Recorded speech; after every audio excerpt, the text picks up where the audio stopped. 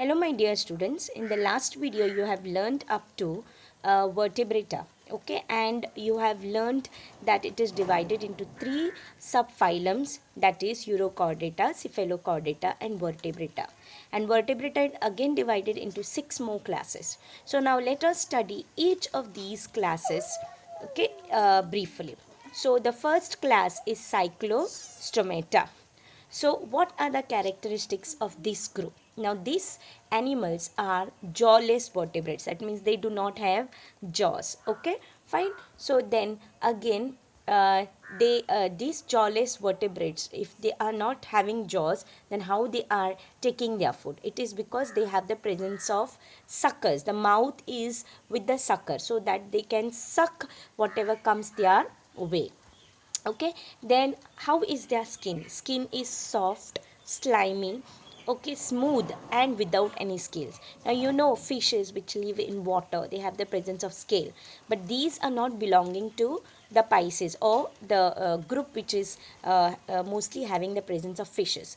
So these are not fishes, but they look like fishes because they are found in water, and their body is soft, slimy, okay, slimy to touch, smooth and without any scales. Fine. They have no paired appendages, like how in the case of fishes they have fins on both the sides, paired appendages. Here they do not have any paired appendages. Then their skeleton, endoskeleton, which is present inside. Now you know they are vertebrates or chordates, so they will have the presence of the vertebral column or the notochord, right? So these animals have the endoskeleton, which is cartilaginous, not bones. There are no bones for it. Okay, so but it is cartilaginous.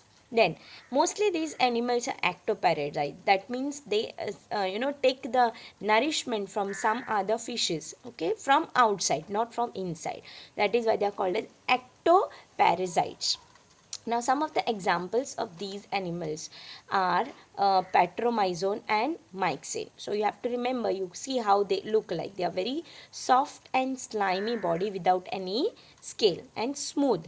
Fine. So, examples are Petromycin and Myxine. Let us move on to the next group, that is class Pisces. Now, class Pisces includes all the fishes, okay, so which are always found in the water, or their habitat is aquatic, and they are called as cold blooded animals. Now what does this cold blooded animals means? Now cold blooded animals are also called as poikilotherms. Now what are these poikilotherms? Poikilotherms are animals whose body temperature varies according as per the temperature of the surrounding environment. Suppose temperature of the surrounding environment is cold, then they have the ability to adjust the temperature of their body accordingly. Okay, so in both warm as well as cold climate they can survive easily because they have this ability to change their body temperature. And since they change their body temperature, they are called as cold blooded animals, also called as poikilotherms. Therms means temperature, poikilo means cold. Fine. Then these animals are exclusively aquatic. That means they are found in water. It may be fresh water or it may be marine water. Okay, but their life is fully in the water. Now they have a spindle shaped body. Spindle shaped body means like this. Okay, like a boat. Okay, like a boat. So a spindle shaped body. Why? Because since they are in water, and water has lot of pressure due to movement. Okay, now when they are moving along the water, they have to adapt themselves against the water pressure, and therefore these type of shape, that is the spindle shape, you can see it is shown here in this case red colored. Okay, so which shows that the shape of the fishes is spindle shape to minimize the resistance in water. Then they have paired or maybe unpaired fins for swimming. Now you know fins, they use these fins for swimming. Either they have paired ones or unpaired one. Like for example, tail fin is single, they do not have one more for it, so it is unpaired. Whereas dorsal fin or pelvic fin, these are paired ones. That means both the sides they are having these fins, so that is why they have both paired as well as unpaired fins. Whereas if you had seen in the cyclostomata, they did not possess any of the paired appendages. Next, now the tail fin. Now the tail fin, why it is present? It's because it has to change its direction when it is moving in the water. Okay, so tail fin is mostly helping the fishes to change the direction or steering while swimming. Then they also they have the presence of endoskeleton as well as exoskeleton. Now this exoskeleton is in the form of scales. Now you might have seen, when if you are eating fish and all, you will realize that most of the fish have the presence of scales on their body. So this scale is also called as exoskeleton, whereas they have bones inside their body, or maybe sometimes cartilage. Okay, so the endoskeleton is made up of either bones or cartilage. Okay, so you can see that the endoskeleton is either cartilaginous, as in the case of shark, and other fishes especially, they have bony endoskeleton. Fine, endo means inside and ecto means outside. Now these animals possess gills for respiration. So this is one of the highly higher adaptation as compared to whatever you have studied now. You had not seen in any of the animals possessing gills. So these animals have the presence of gills for respiration, so which is actually a higher evolution. Then what are some of the examples? All these, there are different types of fishes. Some of the examples over here are rohu, pomfret. Okay, you might be liking pomfret, those of you eat, correct? Then seahorse, shark, electric ray. Okay, electric ray is the one which, if you touch, you can get a shock. That is why it is also called as electric ray. And stingray. Okay, stingray, which can inject into your body poison. Fine, so these are some of the examples of Pisces. Now let us move on to the next class, that is class amphibians. Now amphibians means what? Amphibians are those group of animals which live both in water as well as on land. Therefore these animals are also called as amphibians. Now when they live in water, how do they breathe? And when they live on land, how do they breathe? So they have two adaptations here. One is skin, second is lungs. So when they are inside the water, they respire through skin, and when they are outside, that means on the land, they respire through lungs. So when they respire through water due to skin, this type of respiration is also called as aquatic respiration. And when they are respiring with the help of lungs, it is called as aerial respiration. Okay, so they have both. Since they have to live in water as well as on land, they should have this type of respiration. So in water they use their skin, and on land they use their lungs. Fine. Now larvae means the stage which is prior to an adult stage, that is called as larvae. So these larvae of amphibians lead only an aquatic life. That means they are always present in the water, and during this stage, instead of having skin through skin respiration, they respire through gills. Okay, so they breathe through gills. That means they have gills when they are in the larvae stage, whereas when they grow, they do not possess this, that is replaced by the lungs. So in water they respire through gills when in the larval stage, but in adult stage, in water they respire through skin. Next, in amphibians, exoskeleton is absent. Okay, so there is no exoskeleton. Like in the case of Pisces, they have the presence of scale.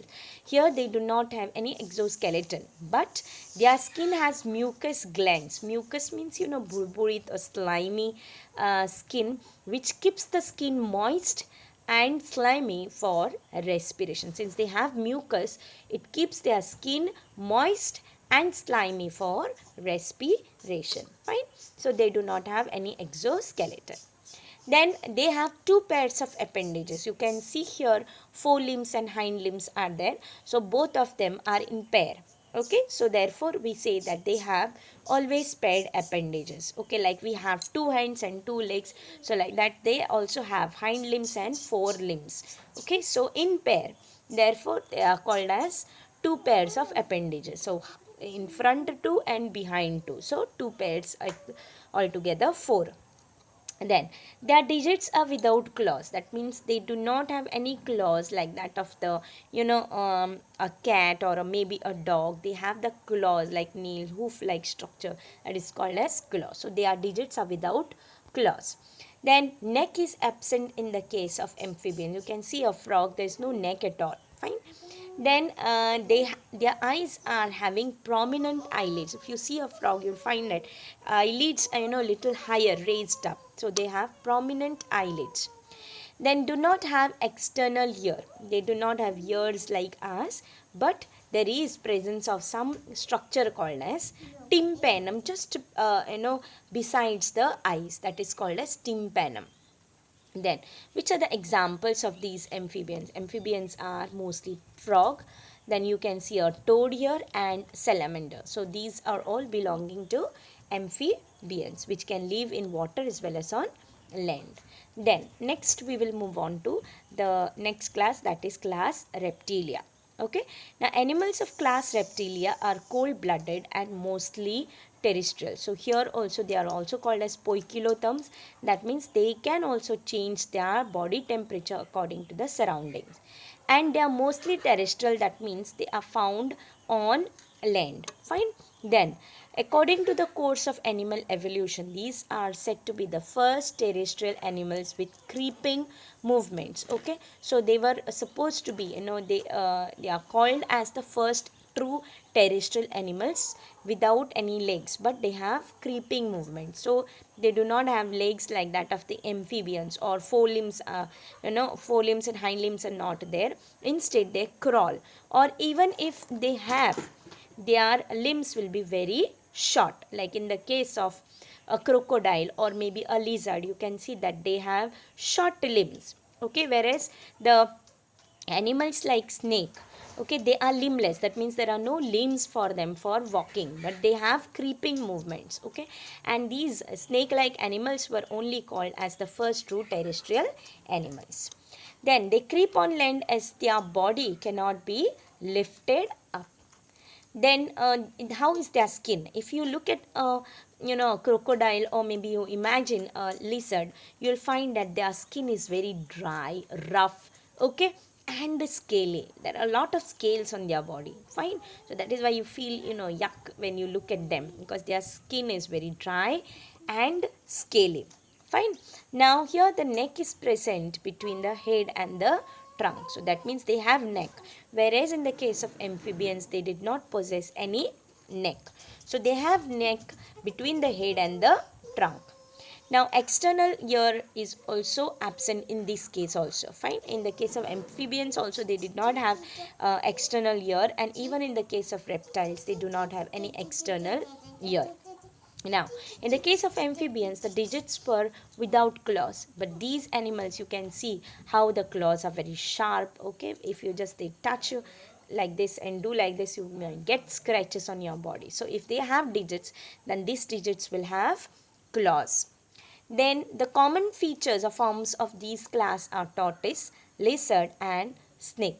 Okay, and even the reptile like a crocodile. Fine. Now some of the facts regarding these phylum.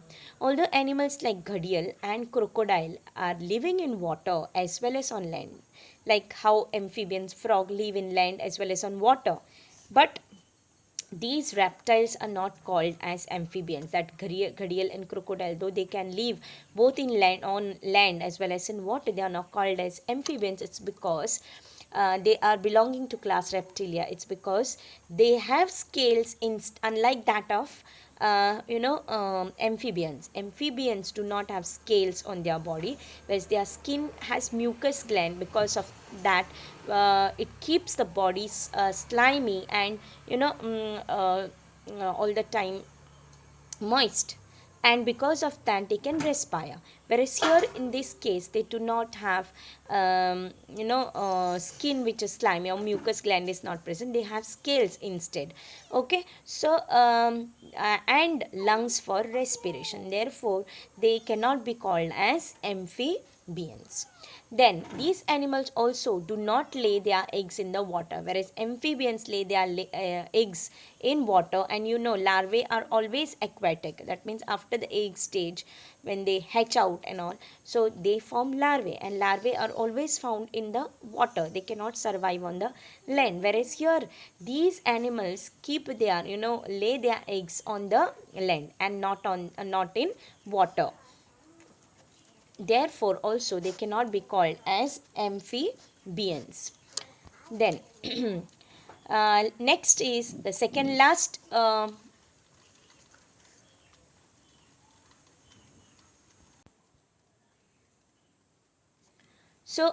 aves, class aves, these are warm blooded. Now all this time we were saying cold blooded. Now these are warm blooded animals, and therefore they are called as homotherms. Now homotherms means animals who can maintain their body temperature constant. That means they cannot change their body temperature, hence they are called as warm blooded. Even the mammals, or example human beings, we cannot change our body temperature. Our body temperature always remains the same. So therefore we are all called as warm blooded. So even aves, that means all the birds, okay, birds belong to aves, so they are warm blooded animals and cannot change their body temperature. They can keep them constant. Then these vertebrates are completely adapted to the aerial mode of life. Aerial mode of life means they are always found in air. Then their body is spindle shaped to minimize the resistance during flight. Okay, so since they are moving in air, and air has, air is continuously moving, so therefore to minimize the air resistance, they have spindle shaped body. Now their forelimbs are modified into wings. That means they do not have four limbs like us. We have hands, or other animals have four limbs in front. They do not have four limbs. Instead their four limbs are modified into wings, and digits are covered with scales and bear claws.